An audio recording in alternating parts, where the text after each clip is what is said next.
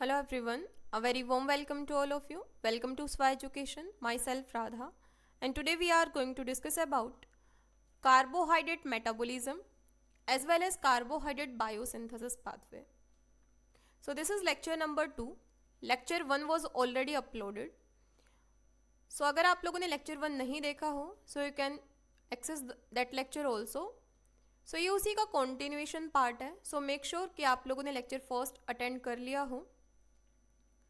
So carbohydrate के अंदर mainly हम लोग क्लासिफिकेशन, मेटाबॉलिज्म, बायोसिंथेसिस और कैलोरीफिक वैल्यू इन सारे टॉपिक्स को कवर करेंगे, जिसमें से हम लोगों ने फर्स्ट लेक्चर में ऑलरेडी कार्बोहाइड्रेट क्लासिफिकेशन देख लिया है।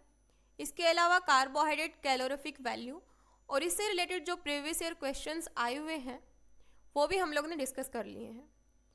सो आज के लेक्चर में हम लोग कार्बोहाइड्रेट मेटाबॉलिज्म और कार्बोहाइड्रेट बायोसिंथेसिस देखेंगे। बायोसिंथेसिस में भी हम लोगों को ओवरव्यू देखना है, क्योंकि हम लोग कार्बोहाइड्रेट बायोसिंथेसिस में मेनली फोटोसिंथेसिस का प्रोसेस भी इन्वॉल्व होता है, जो हम लोग ऑलरेडी डिस्कस कर चुके हैं। इसके ऊपर पर्टिकुलरली एक लेक्चर भी है, सो आप लोग उसको भी देख सकते हो। So without wasting your time, let's get started with our today's lecture. So carbohydrate metabolism में हम लोग आज ग्लाइकोलिसिस के बारे में देखेंगे, सिट्रिक एसिड साइकिल के बारे में देखेंगे और इलेक्ट्रॉन ट्रांसपोर्ट चेन के बारे में देखेंगे। सिट्रिक एसिड साइकिल को टीसीए साइकिल और क्रैब साइकिल के नाम से भी जाना जाता है। सो कार्बोहाइड्रेट मेटाबॉलिज्म, इसकी रिक्वायरमेंट हम लोगों को क्यों है? Glycolysis, Krebs cycle, electron transport chain, इन सब को पढ़ने से पहले ये जानना बहुत ज़रूरी है कि हम लोगों को कार्बोहाइड्रेट मेटाबॉलिज्म की क्या रिक्वायरमेंट है। All living cells require energy to carry out various cellular activities. जितने भी सेल्स होते हैं सबको सेलुलर एक्टिविटीज़ परफॉर्म करने के लिए एनर्जी की रिक्वायरमेंट होती है। Energy means ATP. So ATP की रिक्वायरमेंट होती है हर सेल को सेलुलर एक्टिविटीज़ को परफॉर्म करने के लिए। This energy is stored in the chemical bond of organic molecule. ये एनर्जी कहाँ पर स्टोर होती है? ऑर्गेनिक मॉलिक्यूल में, जैसे कार्बोहाइड्रेट, फैट और प्रोटीन। और इन कार्बोहाइड्रेट, फैट और प्रोटीन को हम लोग किस तरीके से इंटेक करते हैं? By the help of food. जो कि हम लोग फूड इंटेक करते हैं, उसी फूड में कार्बोहाइड्रेट, फैट और प्रोटीन ऑलरेडी प्रेजेंट होता है। These organic molecules are broken down by enzymatic reaction in cell to generate energy in the form of ATP। और उसके बाद में जो हमारा बॉडी होता है, जिस फूड को हम लोग इंटेक करते हैं, जिसके अंदर कार्बोहाइड्रेट, फैट और प्रोटीन, ये ऑर्गेनिक मॉलिक्यूल प्रेजेंट होते हैं, उनको ब्रेक करता है एंजाइमेटिक रिएक्शंस के थ्रू स्मॉलर यूनिट्स में। किसके लिए? एटीपी को प्रोड्यूस करने के लिए। The food we consume is mainly comprised of protein, carbohydrate and fat, and these are first broken down into smaller unit। जैसे जो प्रोटीन है उसको अमीनो एसिड में ब्रेक किया जाता है, पॉलीसेकेराइड को शुगर में ब्रेक किया जाता है, फैट को फैटी एसिड और ग्लिसरॉल में ब्रेक किया जाता है। और ये जो सारा प्रोसेस है ये आउटसाइड द सेल देखने को मिलता है। और उसके बाद में जब प्रोटीन अमीनो एसिड में, पॉलीसेकेराइड शुगर में और फैटी एसिड और ग्लिसरॉल में ब्रेक हो जाता है, उसके बाद में ये सेल के अंदर एंटर होते हैं और ग्लाइकोलिसिस, सिट्रिक एसिड साइकिल और इलेक्ट्रॉन ट्रांसपोर्ट चेन इन सारे साइकिल को रेगुलेट करते हैं एनर्जी यानी एटीपी को जनरेट करने के लिए। और जब एटीपी जनरेट हो जाती है सो सेल जो है अपना सेलुलर एक्टिविटीज जो है वो परफॉर्म कर सकता है। क्लियर है? सो ये डायग्राम देखो, इसमें यहाँ पर ये सेल का स्ट्रक्चर दिया गया है, जिसमें यहाँ पर ये बताया गया है दैट ये क्या है? ये है साइटोसोल। ये वाला पोर्शन क्या है? साइटोसोल है। This one is cytosol. इसके अलावा माइटोकॉन्ड्रिया को यहाँ पर हाईलाइट किया गया है, ये है माइटोकॉन्ड्रिया। इसके बाद इनको इनलार्ज पिक्चर दिखाया गया, ये सेल का इनलार्ज पिक्चर है, जिसमें ये वाला जो पोर्शन है ये है साइटोसोल का, और ये जो है ये है माइटोकॉन्ड्रिया। तो ध्यान से देखो, जो माइटोकॉन्ड्रिया है इसी के अंदर क्रैब साइकिल और इलेक्ट्रॉन ट्रांसपोर्ट चेन चल रहा है। और जो साइटोसोल वाला रीजन है, यहाँ पर देखो ग्लाइकोलिसिस देखने को मिल रहा है। और ग्लाइकोलिसिस में ये देखो ग्लूकोज किस में कन्वर्ट हो रहा है? पायरेवेट में। सो यहाँ से हम लोगों को क्या पता चल रहा है कि जो ग्लाइकोलिसिस है, इसका लोकेशन क्या है? इसका लोकेशन है cytosol. Location of glycolysis is cytosol. और जो क्रेब्स साइकिल और इलेक्ट्रॉन ट्रांसपोर्ट चेन है, इनका लोकेशन क्या है? क्रेब्स साइकिल और इलेक्ट्रॉन ट्रांसपोर्ट चेन का लोकेशन क्या है? माइटोकॉन्ड्रिया। और जो क्रेब्स साइकिल है, ये स्पेसिफिकली कहाँ देखने को मिलता है? स्पेसिफिकली अगर मैं बताऊं, सो क्रेब्स साइकिल देखने को मिलता है माइटोकॉन्ड्रिया के मैट्रिक्स में। कहाँ पर देखने को मिलेगा? माइटोकॉन्ड्रियल मैट्रिक्स में। और जो इलेक्ट्रॉन ट्रांसपोर्ट चेन है, ये कहाँ पर देखने को मिलेगा? इलेक्ट्रॉन ट्रांसपोर्ट चेन ये देखने को मिलेगा inter membrane space of mitochondria. Clear है? सो इनके लोकेशन ध्यान रखना कि जो ग्लाइकोलिसिस है, इसका लोकेशन क्या है? ग्लाइकोलिसिस का लोकेशन है मेनली साइटोसोल, क्रेब्स साइकिल का लोकेशन है माइटोकॉन्ड्रियल मैट्रिक्स, और इलेक्ट्रॉन ट्रांसपोर्ट चेन का लोकेशन है intermembrane space of mitochondria. So इस डायग्राम में देखो, ये ओवरव्यू दिखा रखा है यहाँ पर कि जो ग्लाइकोलिसिस है, इसमें क्या होता है? ग्लूकोज का ब्रेकडाउन होता है पाइरुवेट में, और उसके बाद में यहाँ पर ये दिखा रखा है fate of pyruvate. This is fate of pyruvate. कि अगर एनएरोबिक कंडीशन है, सो उस टाइम पर लैक्टिक एसिड और इथेनॉल का प्रोडक्शन देखने को मिलेगा, और अगर एरोबिक कंडीशन है, सो क्रेब साइकिल रन होगी। क्लियर है? सो यानी कि ग्लाइकोलिसिस में क्या हो रहा है? ग्लूकोज का ब्रेकडाउन हो रहा है पाइरुवेट में। और फेट ऑफ पाइरुवेट क्या है? पाइरुवेट बनने के बाद में क्या होगा? अगर अनएरोबिक कंडीशन होगी, सो लैक्टिक एसिड और इथेनॉल का फॉर्मेशन होगा, और अगर एरोबिक कंडीशन होगी, सो क्रेब साइकिल रन होगी, then electron transport chain run होगी, और फाइनली एटीपी का प्रोडक्शन होगा। Right? So one by one हम लोग डिस्कस करेंगे ग्लाइकोलिसिस, क्रेब साइकिल और इलेक्ट्रॉन ट्रांसपोर्ट चेन के बारे में। सो ग्लाइकोलिसिस, जैसा नाम है इसका, ग्लाइकोलिसिस। सो इसमें दो वर्ड्स हम लोगों को देखने को मिल रहे हैं, ग्लाइको एंड लाइसिस। ग्लाइको का मतलब क्या होगा? ग्लाइको का मतलब होगा ग्लूकोज, और लाइसिस का मतलब क्या होगा? लाइसिस का मतलब होगा ब्रेकडाउन। हम लोग मेनली क्या डिस्कस कर रहे हैं अभी? Carbohydrate metabolism. क्या देख रहे हैं हम लोग? Carbohydrate metabolism. और मेटाबॉलिज्म में मेनली हम लोग दो प्रोसेस के बारे में देखते हैं, कैटाबॉलिज्म के बारे में और एनाबॉलिज्म के बारे में। One is catabolism and another one is anabolism. Catabolism में क्या होता है? कैटाबॉलिज्म में ब्रेक डाउन होता है, ब्रेकडाउन। और एनाबॉलिज्म में क्या देखने को मिलता है? फॉर्मेशन देखने को मिलता है। सो ग्लाइकोलिसिस में क्या हो रहा है? ब्रेक डाउन हो रहा है, और ये कहाँ देखने को मिलता है? कैटाबॉलिज्म में। सो यहाँ से हम लोग एक बात प्रिडिक्ट कर सकते हैं, एक बात हमें यहाँ से पता चलती है कि ग्लाइकोलिसिस क्या है? ग्लाइकोलिसिस एक कैटाबॉलिक प्रोसेस है। कैटाबॉलिक प्रोसेस है, यानी यहाँ पर क्या होगा? ब्रेकडाउन होगा। ब्रेकडाउन किसका होगा? ग्लूकोज का होगा। यानी ग्लूकोज किस में ब्रेक हो रही है? यहाँ पर ग्लाइकोलिसिस में ग्लूकोज जो है ये यहाँ पर ब्रेक होगी, किस में?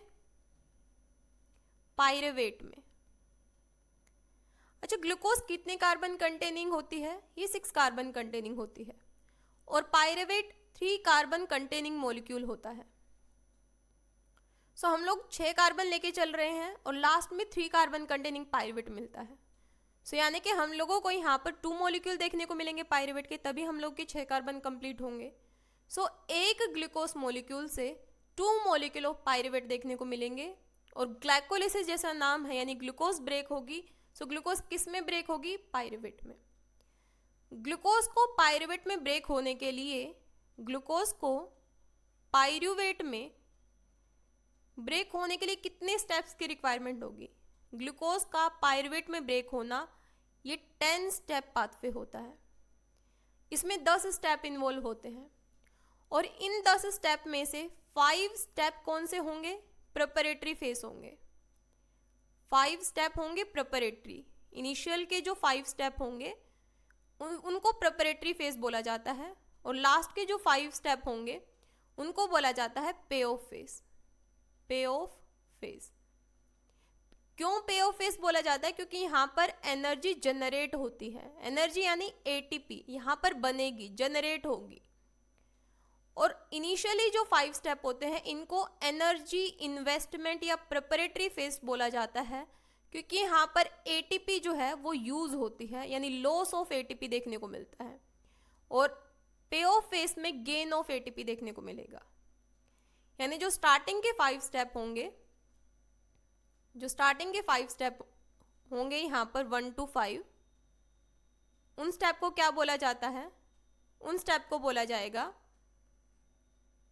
प्रिपरेटरी फेज, जिसको हम लोग एक और नाम से जानते हैं एनर्जी इन्वेस्टमेंट फेज।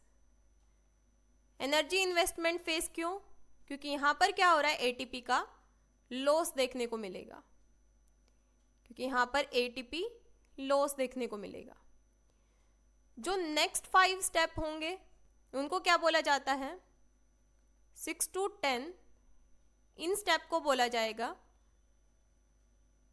इनको बोला जाता है पे ऑफ फेज। पे ऑफ फेज क्यों? क्योंकि यहां पर एनर्जी जो है जनरेट होती है। इसलिए इसको एनर्जी जनरेशन फेज भी बोला जाता है। एनर्जी जनरेशन फेज क्यों? क्योंकि यहां पर क्या हो रहा है? यहां पर एटीपी का गेन देखने को मिलेगा। तो यहां से हम लोग को एक बात ये पता चली कि जो ग्लूकोज है, ग्लूकोज से पायरुवेट बनने के लिए 10 स्टेप होते हैं और उन 10 स्टेप में 5 स्टेप जो हैं वहां पर एटीपी लॉस होगी इनिशियली 5 स्टेप में, और लास्ट के 5 स्टेप में एटीपी गेन होगी। सो अब हम लोग बात करते हैं कि किस तरीके से 10 स्टेप का जो पाथवे है ग्लाइकोलिसिस वो रन होता है। सो ग्लाइकोलिसिस में ग्लूकोज का ब्रेकडाउन होता है। ग्लूकोज किस में ब्रेक होगी? ग्लूकोज का ब्रेकडाउन देखने को मिलेगा, ये देखो यहां पर ग्लूकोज किस में ब्रेक होगी? ग्लूकोज से ग्लूकोज 6 फॉस्फेट बनेगा। ग्लूकोज 6 फॉस्फेट बनने के लिए जो एंजाइम रिस्पॉन्सिबल होती है उसको बोलते हैं हेक्सोकाइनेज। This is hexokinase. और मैंने आप लोगों को कुछ लेक्चर्स में बताया भी है कि जो काइनेज एंजाइम होती है इसका काम होता है फॉस्फेट को ऐड करना। सो यहाँ पर काइनेज एंजाइम है तो ये क्या करेगी? फॉस्फेट ऐड करेगी, और ग्लूकोज 6 कार्बन कंटेनिंग शुगर है तो ग्लूकोज के जो 6th कार्बन है वहां पर फॉस्फेट ऐड करेगी kinase enzyme. So glucose 6 phosphate बनेगा और यहाँ पर एटीपी यूज हो रहा है, यानी लॉस ऑफ एटीपी देखने को मिल रहा है। क्योंकि हम लोगों ने क्या पढ़ा? इनिशियली जो 5 स्टेप होंगे, this is first step, this is second step, this is third, this is fourth and this one is 5th step. ये 5 स्टेप प्रोसेस है। सो इनिशियली एटीपी जो है वो क्या होगी? इनिशियल स्टेप में एटीपी का लॉस देखने को मिलेगा।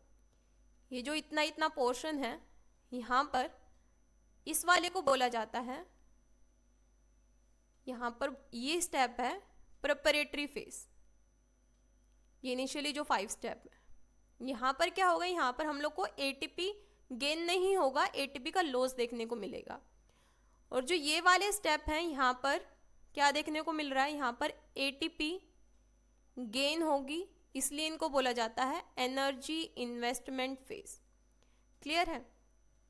सो यहाँ पर सेकंड स्टेप में क्या हो रहा है? ग्लूकोज 6 फॉस्फेट फ्रक्टोज 6 फॉस्फेट में कन्वर्ट हो रही है।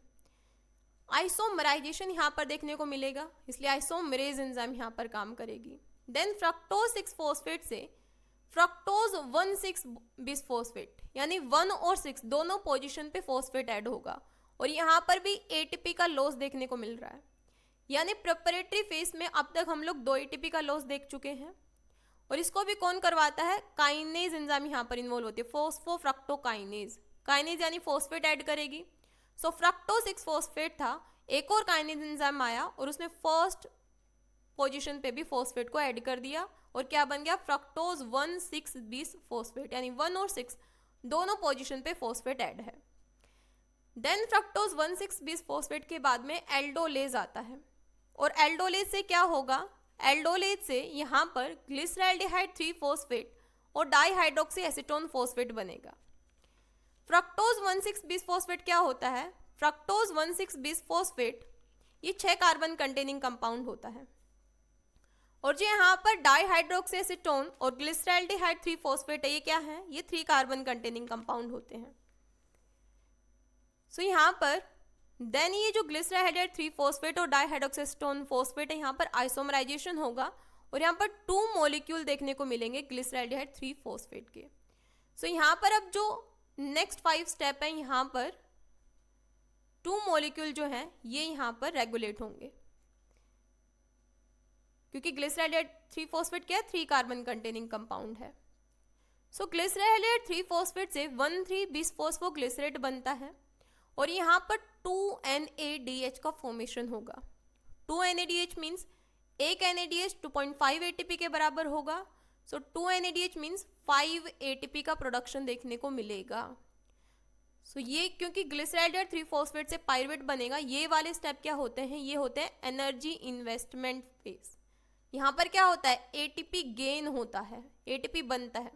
सो इनिशियली यहाँ पर 5 ATP गेन हुआ, देन 1,3-बिसफॉस्फोग्लिसरेट से 3 फोस्फोग्लिसरेट बनता है और यहाँ पर 2 ATP जनरेट होंगे, 2 ATP गेन होंगे और इस फेज को एक और नाम से जाना जाता है substrate level phosphorylation phase. Then 3 phosphoglycerate से 2 फोस्फोग्लिसरेट बनेगा म्यूटेज एंजाइम के हेल्प से।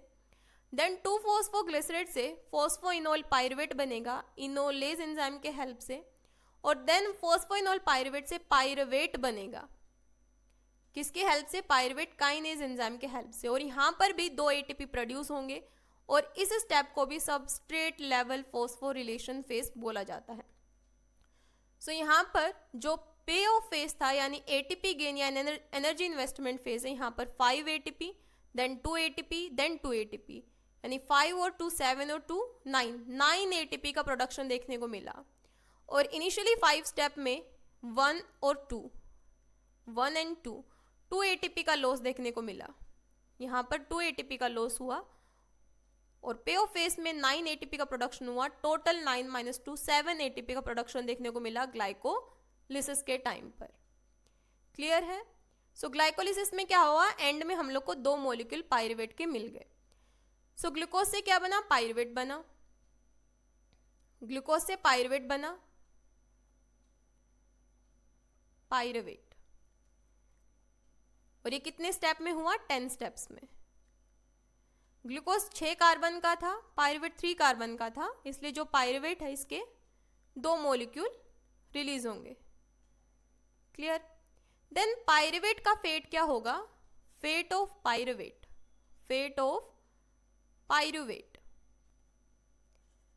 अगर एरोबिक कंडीशन है, अगर एरोबिक कंडीशन है सो क्या होगा, एरोबिक कंडीशन के टाइम पर यहां पर एसिटाइल कोएंजाइम बनेगा और यहां पर क्रेब साइकिल रन होगा। और अगर अनएरोबिक कंडीशन है सो अनएरोबिक कंडीशन के टाइम पर यहां पर क्या देखने को मिलेगा, यहां पर इथेनॉल और लैक्टिक एसिड का फॉर्मेशन देखने को मिलेगा। क्लियर है। सो यहां पर हम लोग बात करें कि ग्लाइकोलिसिस एरोबिक भी हो सकता है, अनएरोबिक भी हो सकता है। सो एरोबिक कंडीशन की अगर हम बात करते हैं सो यहां पर एसिटाइल कोएंजाइम बनेगा पायरुवेट से, और ये एसिटाइल कोएंजाइम कहां पर इन्वॉल्व होगा, ये इन्वॉल्व होगा TCA साइकिल या क्रेब साइकिल में। सो किस तरीके से चलता है ये, जो एसिटाइल कोएंजाइम A है ये इन्वॉल्व होगा TCA साइकिल में, ये ऑक्सैलो एसीटेट के साथ मिलेगा जो कि 4 कार्बन कंटेनिंग है और ये 2 कार्बन, तो कितना हो जाएगा ये हो जाएगा 6 कार्बन, जिससे बनेगा यहाँ पर सिट्रेट। सिट्रेट के बाद यहाँ पर बनेगा आइसोसिट्रेट, देन यहाँ बनेगा आइसोसिट्रेट, आइसोसिट्रेट के बाद यहाँ पर बनेगा अल्फा कीटोग्लूटरेट, देन बनेगा succinyl coenzyme A, then succinate, succinate से यहाँ बनेगा फ्यूमरेट, सक्सिनेट से बनेगा फ्यूमरेट, फ्यूमरेट के बाद यहाँ बनेगा मैलेट, और मैलेट के बाद फाइनली यहाँ पर बनेगा ऑक्सैलो एसीटेट। सो इस साइकिल को हम लोग क्रैब साइकिल भी बोलते हैं, TCA भी बोलते हैं, और सिट्रिक एसिड साइकिल भी बोला जाता है। और यहाँ पर जो सिट्रेट है ये 6 कार्बन कंटेनिंग है, अल्फा कीटोग्लूटरेट जो है ये 5 कार्बन कंटेनिंग है, सक्सिनिल कोएंजाइम में 4 कार्बन कंटेनिंग है, और मैलेट भी 4 कार्बन कंटेनिंग है। सो यहाँ पर जब आइसोसिट्रेट से अल्फा कीटोग्लूटरेट बनता है, यहाँ पर एक कार्बन डाइऑक्साइड रिलीज होती है, और यहाँ पर भी कार्बन डाइऑक्साइड रिलीज होती है, और टोटली यहाँ पर जब पायरुवेट से एसिटाइल कोएंजाइम में बनता है, सो यहाँ पर एक NADH2 निकलता है। इसके अलावा यहाँ पर NADH2 का फॉर्मेशन होगा, और इसके अलावा जब अल्फा कीटोग्लूटरेट से सक्सिनिल कोएंजाइम में बनता है तब NADH निकलेगा, और सक्सिनिल कोएंजाइम में से सक्सिनेट बनता है तब यहाँ पर GTP का फॉर्मेशन होगा, और जब फ्यूमरेट बनता है यहाँ पर FADH2 रिलीज होगा। क्लियर है? सो यहाँ पर ये है TCA साइकिल, जो कि कहाँ होती है, इसका लोकेशन क्या होता है हम लोगों ने पहले ही देख लिया, माइटोकॉन्ड्रिया के मैट्रिक्स में देखने को मिलती है। सो एसिटाइल कोएंजाइम में ऑक्सैलोसिट्रेट के साथ मिलती है और 6 कार्बन का सिट्रेट बनता है, देन आइसोसिट्रेट बनता है 6 कार्बन का, देन अल्फा कीटोग्लूटरेट 5 कार्बन का होता है क्योंकि एक कार्बन डाइऑक्साइड यहाँ पर रिलीज हो जाती है। अल्फा कीटोग्लूटरेट से सक्सिनिल कोएंजाइम में बनेगा, ये भी 4 कार्बन का होता है क्योंकि एक कार्बन डाइऑक्साइड यहाँ भी रिलीज हो जाती है। सक्सिनिल कोएंजाइम में से सक्सिनेट बनेगा, सक्सिनेट से फ्यूमरेट बनेगा, फ्यूमरेट से मैलेट बनेगा, और मैलेट से ऑक्सैलो एसीटेट बनेगा। सो इस तरीके से ये रिएक्शन यहाँ पर चलती है। सो यहाँ पर TCA साइकिल में टोटल अगर हम लोग देखते हैं, सो पायरुवेट से जब एसिटाइल कोएंजाइम में बनता था एक NADH यहाँ भी निकला था। सो टोटल क्या होता है, एक पायरुवेट मोलिक्यूल से कितने NADH निकले, 1 2 3, एंड एक यहाँ पर भी निकलता है जब यहाँ पर मैलेट से ऑक्सैलोसिटेट बनता है। सो 4 NADH निकलते हैं यहाँ पर एक पायरुवेट से, और हमें पता है कि पायरुवेट के 2 मॉलिक्यूल होते हैं, इट मीन्स 2 × 2 8 NADH निकलेंगे।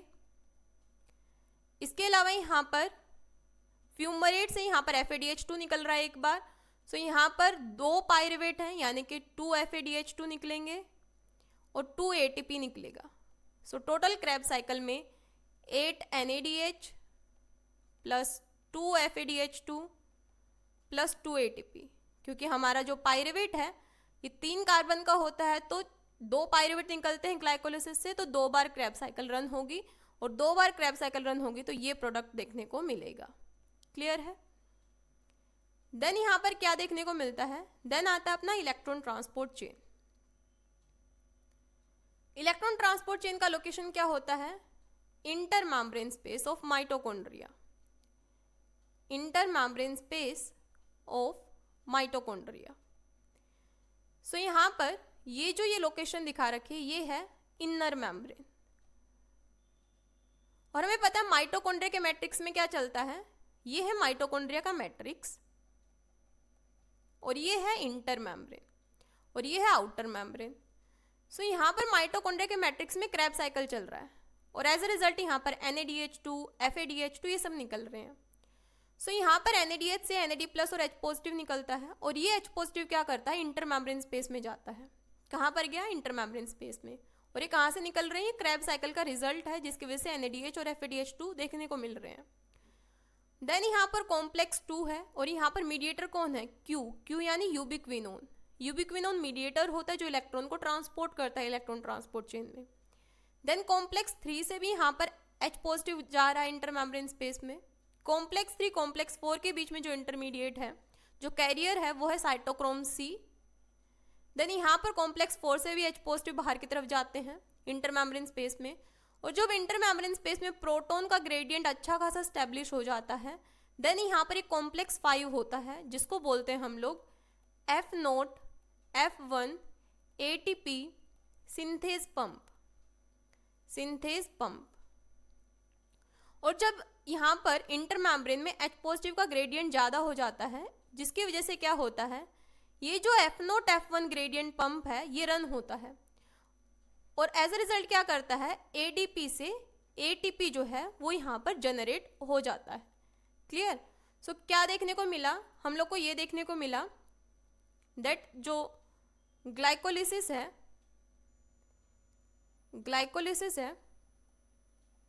ग्लाइकोलिसिस से ग्लूकोज बना, ग्लाइकोलिसिस में ग्लूकोज से पायरुवेट बना, पायरुवेट के 2 मॉलिक्यूल बने, पायरुवेट के कितने मॉलिक्यूल बने, 2 मॉलिक्यूल बने, 2 मॉलिक्यूल ऑफ पायरुवेट। देन यहाँ पर क्या हुआ, देन यहाँ पर पायरुवेट से क्या बना, एसिटाइल कोएंजाइम यहाँ पर जनरेट होगा, और जो कि क्रेब्स साइकिल को रन करवाएगा, क्रेब्स साइकिल। और क्रेब्स साइकिल का रिजल्ट क्या होगा, NADH FADH इन सब का फॉर्मेशन होगा। और ये जो NADH FADH है किस में ब्रेक होंगे, NAD और H पॉजिटिव में, और ये H पॉजिटिव कहाँ जाता है, इलेक्ट्रॉन ट्रांसपोर्ट चेन में इंटरमेम्ब्रेन स्पेस में, जो कि F0 F1 को रन करवा के ATP का प्रोडक्शन करवाएगा। क्लियर है? तो ये सारे के सारे जो प्रोसेस हैं ये लिंक्ड हैं। सो ग्लाइकोलिसिस में क्या देखने को मिला, ग्लूकोज से पायरुवेट बना, ग्लूकोज का ब्रेकडाउन हो रहा है पायरुवेट में, इसलिए इस प्रोसेस को ग्लाइकोलिसिस बोला जाता है। और ग्लाइकोलिसिस के टाइम पर क्या देखने को मिलता है हम लोगों को, दैट जो इनिशियल फेज होता है वहाँ पर 2 ATP यूटिलाइज होते हैं, और फाइनल में 4 ATP बनते हैं और 2 NADH बनते हैं। सो यहाँ पर 2 ATP यूटिलाइज हो रहे हैं, 4 ATP फॉर्म हो रहे हैं, तो नेट क्या हो गया, 2 ATP। सो यहाँ पर ये है 2 ATP। इसके अलावा 2 NADH निकलते हैं, और एक NADH को इन्होंने माना यहाँ पर 2 ATP के बराबर, तो टोटल 4 ATP यानी कि 6 ATP का जनरेशन यहाँ पर देखने को मिला। क्लियर? देन पायरुवेट से एसिटाइल कोएंजाइम A जब बनता है, सो यहाँ पर 2 मॉलिक्यूल होते हैं पायरुवेट के, सो यहाँ पर 2 NADH निकलते हैं, यानी कि 6 ATP का जनरेशन यहाँ पर देखने को मिला, क्योंकि 1 ATP is equal to 3 and then 1 NADH is equal to 3 ATP and 2 लेके चल रहे हैं तो 6 ATP। देन यहाँ पर क्रेब्स साइकिल रन होगी, जिसकी वजह से यहाँ पर 6 NADH और 2 FADH का फॉर्मेशन होगा, और फाइनली नेट गेन जो है वो 36 ATP का होता है इन शॉर्ट। देन आता है बायोसिंथेसिस ऑफ कार्बोहाइड्रेट, कि किस तरीके से कार्बोहाइड्रेट बनता है। So carbohydrate are product of photosynthesis. किस प्रोसेस के थ्रू बनता है, फोटोसिंथेसिस के प्रोसेस के थ्रू बनता है। In green plant photosynthesis consist of 2 class of reaction. Green plant में क्या होता है, फोटोसिंथेसिस 2 रिएक्शन को इन्वॉल्व करता है, एक होता है लाइट रिएक्शन और एक होता है डार्क रिएक्शन। और as a result of that क्या किया जाता है, जो कार्बन होता है उसको फिक्स किया जाता है शुगर के फॉर्म में। सो फोटोसिंथेसिस का जो प्रोसेस है वो ऑलरेडी डिटेल लेक्चर इसका ऑलरेडी अपलोडेड है, अगर आप लोगों ने नहीं देखा हो तो आप एक बार उसको चेकआउट कर सकते हैं। सो फोटोसिंथेसिस में, फोटोसिंथेसिस यहाँ पर ये 2 रिएक्शन को इन्वॉल्व करता है, एक होता है लाइट रिएक्शन और एक होता है डार्क रिएक्शन। लाइट रिएक्शन और डार्क रिएक्शन, डार्क रिएक्शन कहाँ चलता है, ये चलता है स्ट्रोमा में, और लाइट रिएक्शन थाइलाकोइड मेम्ब्रेन में। लाइट रिएक्शन में हम लोग मेनली जेड स्कीम देखते हैं, जिसमें हम लोग फोटोसिस्टम 1 और फोटोसिस्टम 2 के बारे में देखते हैं। और as a result of that हम लोग को क्या देखने को मिलता है, as a result of Z scheme हम लोग को ATP और NADH का फॉर्मेशन देखने को मिलेगा। और ये ATP और NADH कहाँ पर इन्वॉल्व होते हैं, डार्क रिएक्शन में। और इस डार्क रिएक्शन में C3 साइकिल रन होता है, जहाँ पर ट्रायोज फॉस्फेट का फॉर्मेशन देखने को मिलेगा। और जब ये 2 टाइम रन होता है तो यहाँ पर 6 कार्बन कंटेनिंग, क्योंकि एक साइकिल में 3 कार्बन, सेकेंड टाइम रन होगा तो 6 कार्बन का फॉर्मेशन देखने को मिलेगा। और यहाँ पर सुक्रोज के फॉर्म में उस कार्बोहाइड्रेट को पूरे प्लांट में ट्रांसफर किया जाता है एज अ फोटोएसाइलेट, और स्टार्च के फॉर्म में स्टोर करके रखा जाता है। सो इस तरीके से जो है फॉर्मेशन देखने को मिलता है। सो प्लांट ने क्या किया, प्लांट ने कार्बोहाइड्रेट का फॉर्मेशन जो है वो कर लिया। सो प्लांट्स ने कार्बोहाइड्रेट की सिंथेसिस की, सुक्रोज, स्टार्च, इन सब का फॉर्मेशन हुआ। देन हम लोग को पता है कि जो एनिमल्स होते हैं अपना फूड खुद नहीं बनाते, वो प्लांट के ऊपर डिपेंड होते हैं। सो एनिमल ने प्लांट से फूड लिया, अब उस फूड में कार्बोहाइड्रेट है। सो ये कार्बोहाइड्रेट एनिमल ने इनटेक की, सो उनकी बॉडी में एंट्री की। देन इस कार्बोहाइड्रेट को ब्रेक किया जाता है स्मॉलर यूनिट में। देन उसके बाद में यहाँ पर कैटाबॉलिज्म का प्रोसेस चलता है, जिसके अंदर हम लोगों ने अभी देखा ग्लाइकोलिसिस के बारे में। ग्लाइकोलिसिस से पायरुवेट बनेगा, देन ये पायरुवेट रन होगा क्रेब साइकिल में, देन क्रेब साइकिल के बाद इलेक्ट्रॉन ट्रांसपोर्ट चेन, और फाइनली जो एटीपी है उसका फॉर्मेशन होगा। और इस एटीपी को जो सेल हैं वो किस में यूटिलाइज करेंगे, सेल्यूलर एक्टिविटीज़ के लिए यूज़ करेंगे। क्लियर है? सो इस तरीके से जो कार्बोहाइड्रेट है उसका मेटाबॉलिज्म और उसका बायोसिंथेसिस देखने को मिलता है। आई होप आपको आज का लेक्चर पसंद आया होगा। So thank you so much everyone. If you find this video beneficial for you, please don't forget to like, share and subscribe this channel for more such kind of videos. And if you have any query regarding this lecture, you can comment down below. Thank you so much.